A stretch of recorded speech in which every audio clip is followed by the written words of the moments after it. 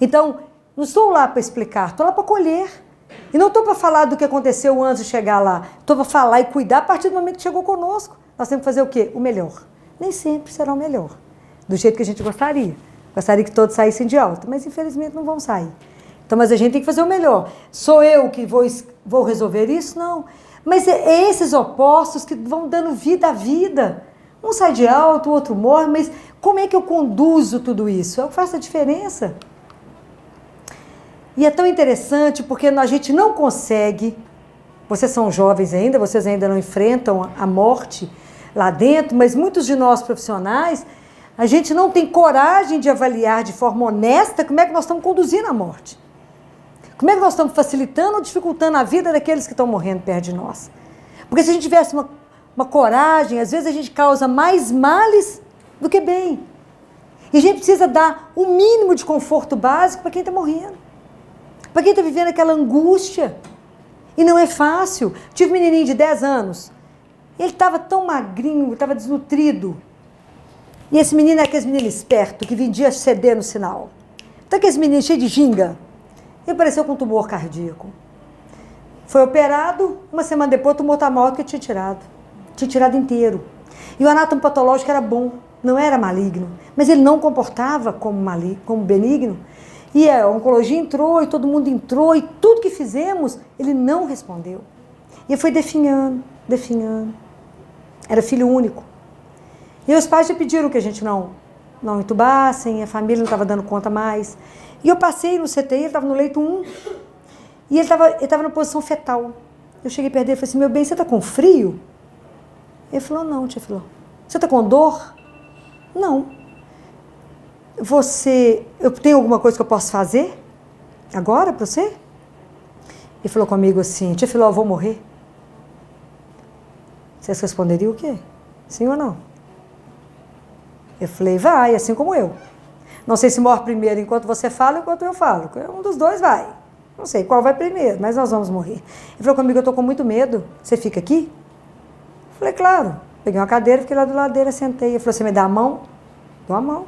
Nós começamos a conversar. E ele virou para mim e fez uma pergunta fácil demais. Ele falou assim, já falou, como é que é o céu? Eu falei, bem, eu tenho que ser mais inteligente que um menino de 10 anos, né? E eu falei com ele, o que te contaram? O que você sabe? E ele começou a contar tudo que ele sabia de Papai do Céu, foi conversando, de mão dada comigo, até que eu vi que ele estava indo. E ele morreu assim, do meu lado, comigo chorando, sem que o pessoal, em geral, percebesse.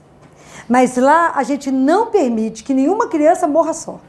Se os pais não podem estar, nós ficamos de pé, lá do lado da criança, até que ela se entregue. E muitas vezes somos nós que temos que dar a voz de comando para que possa ir. Falo, pode ir. Não tenha medo, vá. Porque às vezes a criança tem dificuldade de se entregar. Às vezes a criança vai esperar alguém que ela ama para poder chegar. Para ela poder despedir, para poder ir.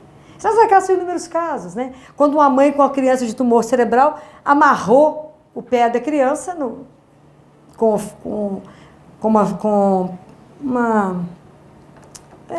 era com tecido. Ela amarrou, tipo um lenço, os pezinhos da criança, ela enfaixou e amarrou. Falou comigo, doutora Filó, a senhora não tira isso aqui.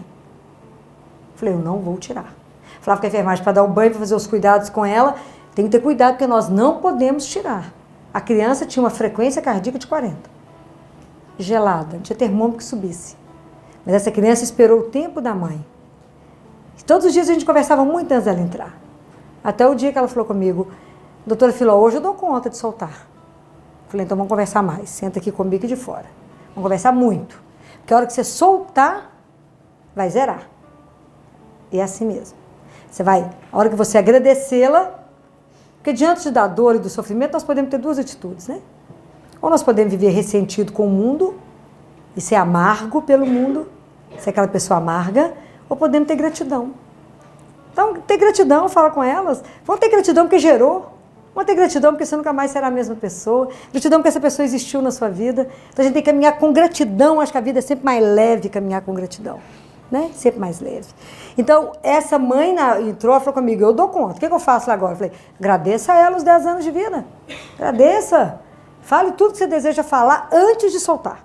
Quando ela soltou, o monitor fez assim, tum, zero. Mas é uma experiência de que a gente tem há muitos anos de acompanhar esses meninos pelo fato de eles não morrerem sozinhos, né? São inúmeros casos que a gente conta para vocês do que a gente acompanha, do que a gente vê, né? Como é que essa relação conosco, que as famílias vão construindo para estar junto conosco nesse momento. Então, às vezes fica a família e nós, da equipe, né? As famílias não ficam sozinhas, às vezes a gente divide o colo de pai e mãe, deita os dois juntos, com a criança, né? A criança junto com eles, para que possa despedir. Mas é preciso ser feito isso, né? Porque as mães que conseguem estar juntos da morte do filho, elas vivem melhor o luto depois. Porque vivenciou aquela perda naquele momento, né? Viveu tudo, né?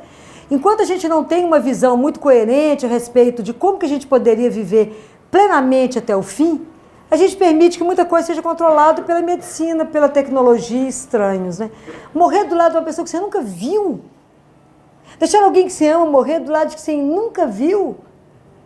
Não, a gente morre do lado, a gente tem que falar até lá, muito obrigada, dá um abraço, tem que estar junto. A gente não pode dar esse direito a ninguém, né? Isso é nosso.